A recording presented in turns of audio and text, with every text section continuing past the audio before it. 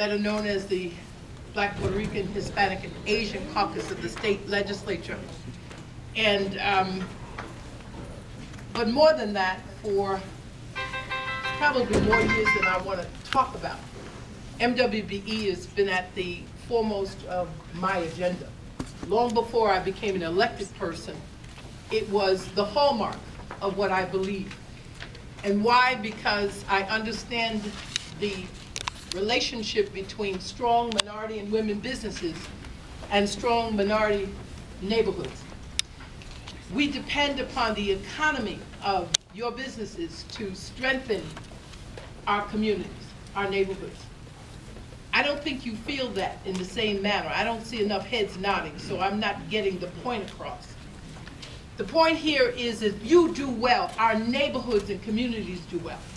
If you do well, our children can be employed gainfully. If you do well, our neighborhoods become stabilized. If you do well, even in bad times, our economy still will stabilize itself because we are doing well. So as we do well, we do well. Does that ring a bell? Yes. Okay, it's better.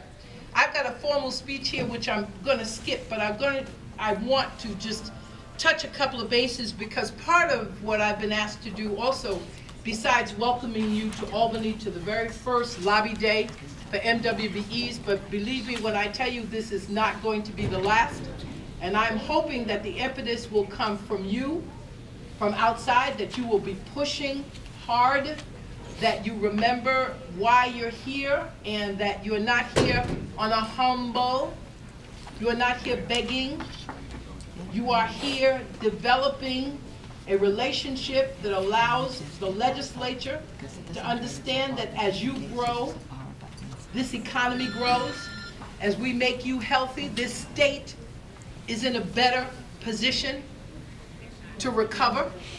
We are in a very desperate situation with 8.1 and growing every minute as we speak, deficit that has to be covered. And we can talk about what's happening to the governor and to members of the legislature, but the reality is the devastation of New York State continues to be the major problem in this state. Right. And therefore, that's where our focus must be. And I will not disallow what is happening or where that train is going, it's going to go. But where this train is going is only going to be determined by what you do today. You've heard from Assemblyman Brodsky. He and I have done something that for the two of us is revolutionary. We agreed on something. Those of you who know anything about Westchester politics understands that Brodsky is normally going that way and I'm normally going that way. But one of the things that is clear about both of us is that we understand that what we do is for the good of the people that we represent. And so therefore we were very clearly able to come together and say we have to be more inclusive about what the economy of New York State is going to look like going forward. If there is an upside to this devastation to the state, it is an opportunity for those who are ready to step up. And it will give you the opportunity so that we change the face of who runs the businesses in the state of New York. Now, if you're ready, it will happen. If you're not, you'll be lost. And it will be an opportunity that you will never get again with this kind of cosmic alignment. Trust me when I tell you there's something very real about being here at this time in this moment. And I passed someone in the hall and they said, well, you know, I've been out of government for 3 years and I never thought I'd reach the day that I would say I was glad to be out. Well, I'm glad to be in. I'm here to meet the challenge.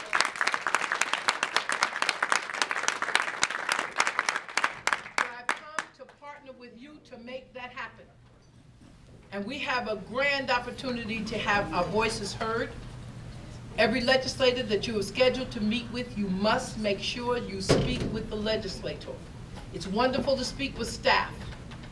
And I have an extraordinary staff. And there are times when people have to meet with my staff and they can't meet with me. But when it comes to the NWBEs, I meet with the business community in this state, particularly because I understand the difficulties that are experienced by minority and women-owned businesses and what it takes to go to the top.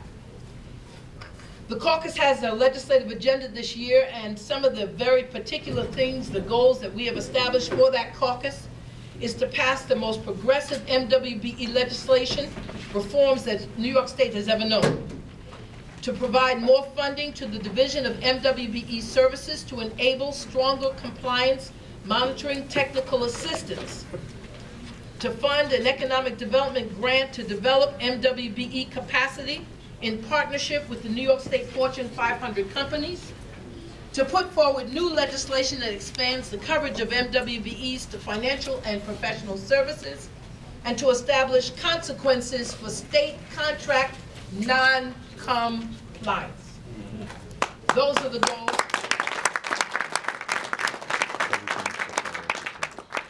So we have tinkered with and asked for and received tremendous critiquing of our MWBE bill known as 15A, and I think we have something finally that will respond extraordinarily well. I am so grateful that the businesses stepped up and said, hey, there's some things that's wrong with this. It's a good bill, but it could be better. And because, thank God, my ego is in perfect formation with my goals, I was able to say, then fix it, fix it. And that's what partnerships are about.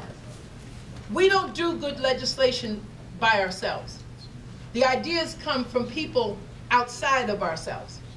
And so when we're smart, we take advice, we take ideas from wherever we may find them and utilize them, give you credit, but certainly it helps us to move our agenda. So I am very, very excited about the coalition partnership, and this is its first annual MWBE Awareness Day. Know that as a legislator, for as long as I stay here and have any influence in the state of New York, this will not be the last annual that we will celebrate together. Thank you.